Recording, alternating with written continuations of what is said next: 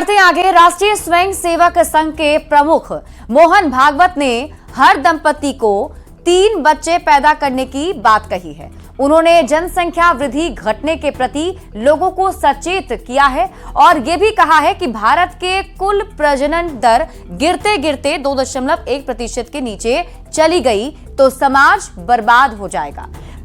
इसके पे क्या कुछ रिएक्शन सामने आया है, अब आपको ये बताते हैं। 0.1च्या खाली जायला लागलो तर तो समाजच नष्ट होतो, पृथ्वीच्या पाठीवर तो राहत नाही। कोणी त्याला मारेल असं नाही, तो काही नसलं संकट तरी तो समाज नष्ट होतो, पुढे चालत नाही। 2.1 म्हणजे 0.1 तर माणूस जन्मत नाही ना कधी, 2 पेक्षा जास्ती पाहिजे म्हणजे 3 पाहिजे कमीत कमी, शास्त्र सांगतं। पण ही संख्या ही याकरता महत्वाची आहे। दरअसल महाराष्ट्र के नागपुर में कथले कुल की बैठक में आरएसएस प्रमुख मोहन भागवत ने घटती जनसंख्या पर चिंता जताई थी। मोहन भागवत ने 2 से ज्यादा बच्चों की पैरवी की है।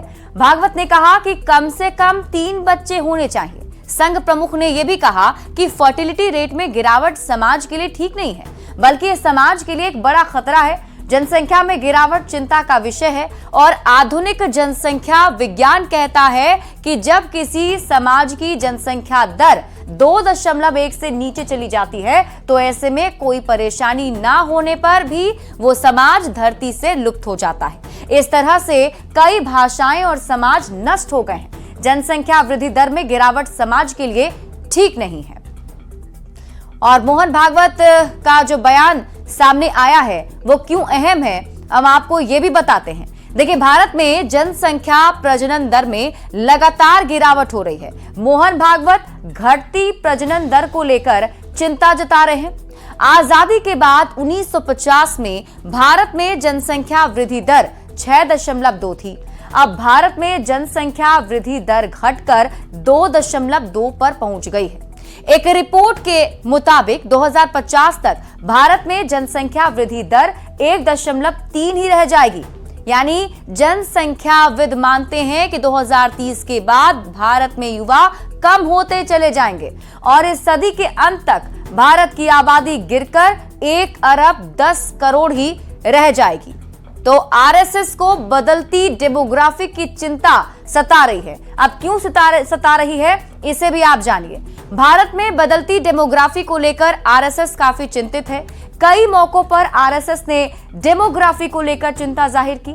आरएसएस ने अपने हिंदी मुखपत्र पांचजन्य में भी विस्तार से चर्चा की है। आरएसएस का कहना है कि भारत देश में हिंदू अल्पसंख्यक होते जा रहे हैं। यूपी, असम, बंगाल, बिहार, केरल, पंजाब ये ऐसे राज्य हैं जहां हिंदू अल्पसंख्यक होते जा रहे हैं। आरएसएस ने पांचजन्य पत्रिका में कुछ जिलों के उदाहरण का हवाला भी दिया है और आर्टिकल के मुताबिक हिंदू कथित रूप से धार्मिक अल्पसंख्यक बन रहे हैं।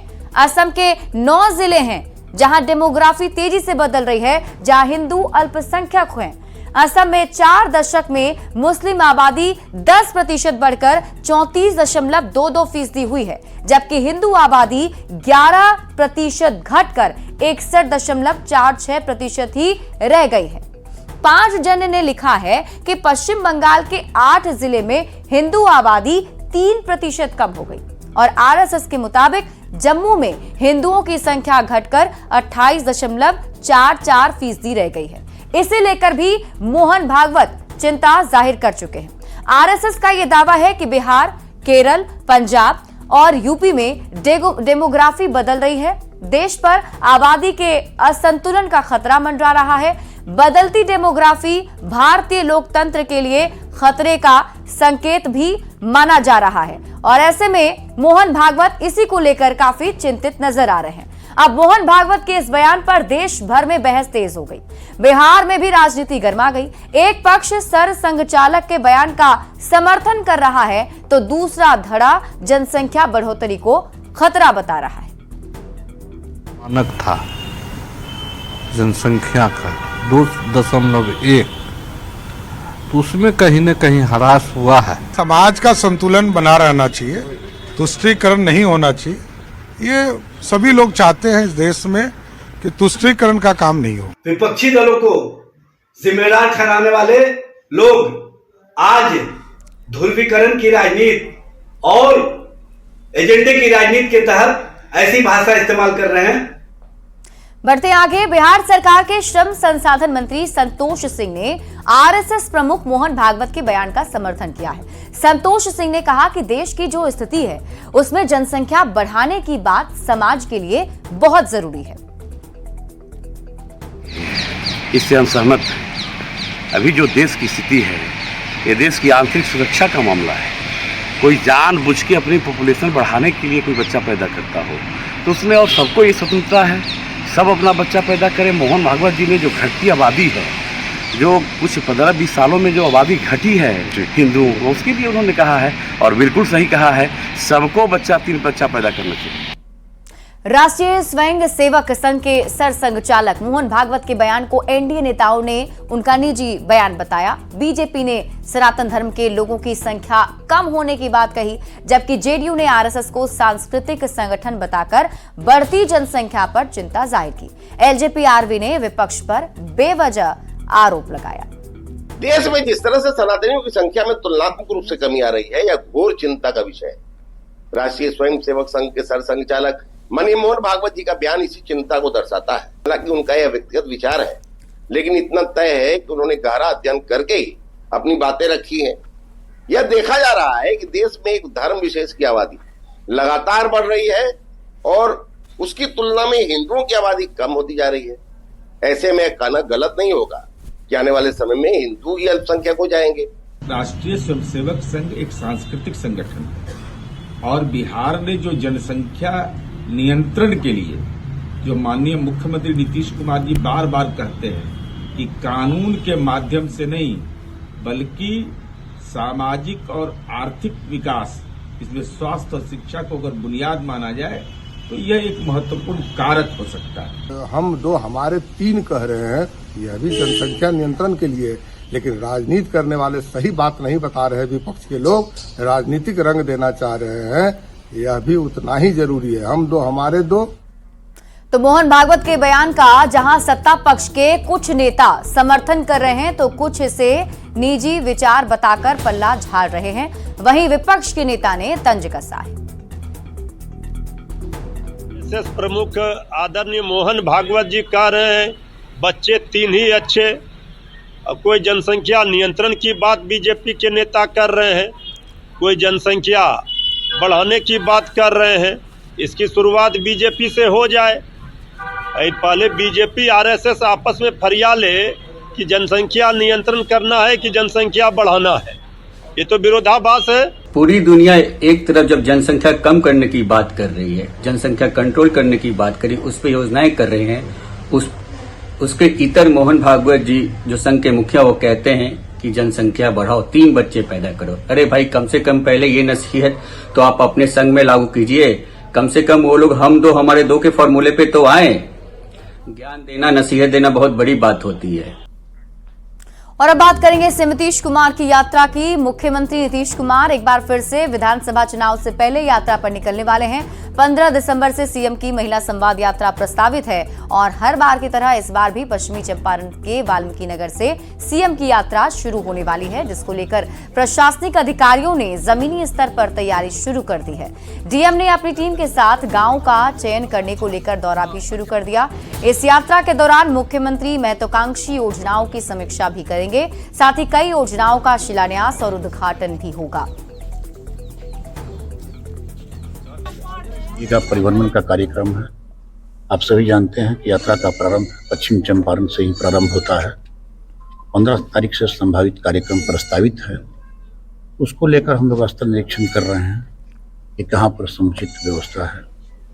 उसको लेकर स्थानीय जिला प्रशासन की सारी टीम, पुलिस अधीक्षक की टीम भ्रमण कर रहे हैं। इधर नीतीश कुमार की नई यात्रा से पहले विपक्षी नेता तंज कसना शुरू कर चुके हैं। क्या कहना है राजनेताओं का और क्यों हो रही है सियासत, इस रिपोर्ट में देखिए। बिहार में 2025 का एजेंडा सेट करने और सोशल इंजीनियरिंग का फॉर्मूला तय करने के लिए सीएम नीतीश कुमार महिला संवाद यात्रा पर निकलने वाले हैं। माना जा रहा है कि यात्रा के बाद चुनावी साल में नीतीश महिलाओं के लिए कोई बड़ी घोषणा कर सकते हैं। नीतीश की इस यात्रा पर सियासत तेज है। आरजेडी इस यात्रा को फिजूल खर्ची बता रही है, तो एनडीए ने यात्रा का स्वागत किया है। विपक्ष को मुख्यमंत्री के जनता के पास जाना फिजूल खर्ची है, तो हेलीकॉप्टर पर बर्थडे मनाना ये क्या है? माननीय मुख्यमंत्री जी यात्रा करके अपनी योजनाओं की सफलता के बारे में, क्योंकि आरजेडी वाले अपनी जंगल राज की विफलता को तो बता नहीं सकते हैं, तो सरकार अपनी सफल योजनाओं के बारे में जनता के लिए किए गए कार्यों को अगर जनता को बता रहे हैं, सही जानकारी दे रहे हैं। माननीय मुख्यमंत्री नीतीश कुमार जी जब जब यात्रा पर जाते हैं उसके अच्छे और सुखद परिणाम सामने आए हैं। सीएम नीतीश की महिला संवाद यात्रा पर सियासत तेज है। एनडीए नेताओं का दावा है कि महिलाएं सशक्त हुई हैं, तो आरजेडी और कांग्रेस सीएम की यात्रा पर सवाल उठा रहे हैं। आदरणीय मुख्यमंत्री जी महिला संवाद यात्रा पर निकल रहे हैं। जनता की गाढ़ी कमाई लुटाई जा रही है। इस सरकार की ये अंतिम यात्रा ही साबित होगी। महिला संवाद के नाम पे कैबिनेट द्वारा 225 करोड़ का बजट आवंटित किया गया है, यानी कि हर जिले में 6 से 7 करोड़ रुपया महिला संवाद पे खर्चा होगा। नीतीश कुमार ने आधी आबादी के लिए बहुत कुछ किया है। पंचायत में महिलाओं को 50% आरक्षण दिया है। नगर निकायों में महिलाओं को 50% आरक्षण मिला। सरकारी सेवाओं में महिलाओं को 35% आरक्षण है। महिला सशक्तिकरण के लिए जीविका दीदी और स्वयं सहायता समूह को बढ़ावा दिया जा रहा है। महिलाओं की अपील पर बिहार में पूर्ण शराबबंदी है। महिलाओं में नीतीश कुमार बेहद लोकप्रिय हैं। यही वजह है कि नीतीश की इस यात्रा से विपक्ष में बौखलाहट दिख रही है। न्यूज 18 के लिए पटना से संजय कुमार, लखीसराय से राकेश कुमार और भागलपुर से विकास कुमार की रिपोर्ट। तब नीतीश कुमार की प्रस्तावित महिला संवाद यात्रा पर सियासत जारी है। ऐसे में जेडीयू नेता नीरज कुमार ने कहा है कि नीतीश कुमार ने विकास कार्यों का जायजा लेने के लिए वो निकल रहे हैं, और लेकिन तेजस्वी यादव ने कभी भी कोई यात्रा पूरी नहीं की है। रोल मॉडल है नीतीश कुमार जी। अगर महिला संवाद यात्रा पर निकल रहे हैं तो बेटियों के लिए जो उन्होंने काम किया है, महिलाओं को जो एक ब्लॉक माना है, जिसके सुखद परिणाम आए हैं, अब विपक्ष देखा देखी में यह भी यात्रा में निकलना चाहते हैं। अरे अब तक का ट्रैक रिकॉर्ड है राजकुमार जी, आप तो राजकुमार है ना, आप यात्रा को आपने कभी पूरा नहीं किया है। हर एक यात्रा में राजनीतिक हलंत लगा है। एलजेपीआरवी के राष्ट्रीय अध्यक्ष और केंद्रीय मंत्री चिराग पासवान ने सीएम नीतीश कुमार की यात्रा का समर्थन किया। चिराग ने कहा कि बिहार की जनता के लिए चलाई जा रही जन कल्याणकारी योजनाएं धरातल पर पहुंची या नहीं, ये समझने और जनता की समस्याओं को दूर करने के लिए यात्रा जरूरी है। जो नेता जनता के लिए गाड़ी से नीचे उतरना भी पसंद नहीं करते, वैसे ही नेता यात्रा पर सवाल उठा रहे हैं।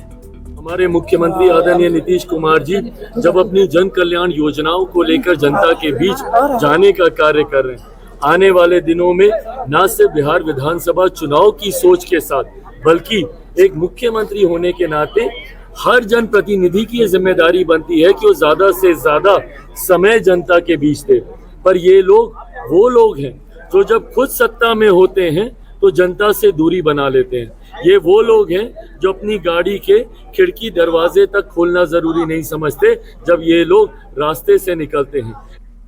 किशनगंज में जेडीयू नेताओं के कार्यक्रम में पार्टी के नेता गुलाम रसूल बलियावी 2025 के चुनाव को लेकर लोगों से जोरदार नारा लगवाते नजर आए।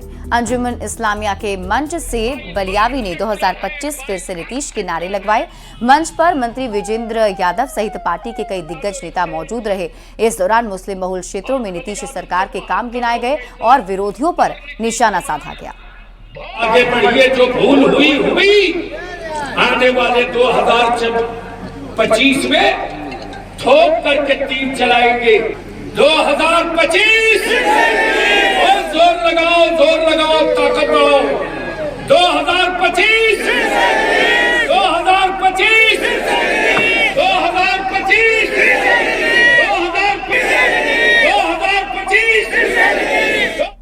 और अब बात मौसम की करेंगे। सिवान में मौसम तेजी से बदल रहा है, कभी ठंड तो कभी कुहासा तो कभी धूप लोगों की परेशानी बढ़ा रही है। बदलते मौसम में इम्यूनिटी कमजोर होने लगती है और सर्दी जुकाम का खतरा बढ़ जाता है। इस मौसम में वायरस तेजी से फैलता है और ज्यादातर लोग उसकी चपेट में आते हैं। मौसम को लेकर जो तस्वीर नजर आ रही है वो भी आपके टीवी स्क्रीन पर हम आपको दिखा रहे हैं, जिसमें आप देखिए कभी धूप तो कभी सर्दी। इस वजह से लोगों की परेशानी काफी ज्यादा बढ़ गई है, कई लोग इसके शिकार हो रहे हैं। लखीसराय में राज्य स्तरीय युवा महोत्सव 2024 चल रहा है। गांधी मैदान में चल रहे समारोह के दूसरे दिन डिप्टी सीएम विजय सिन्हा भी शामिल हुए। इस महोत्सव में युवाओं ने एक से बढ़कर एक शानदार प्रस्तुति दी। इस मौके पर डिप्टी सीएम ने कलाकारों का जोश भी बढ़ाया।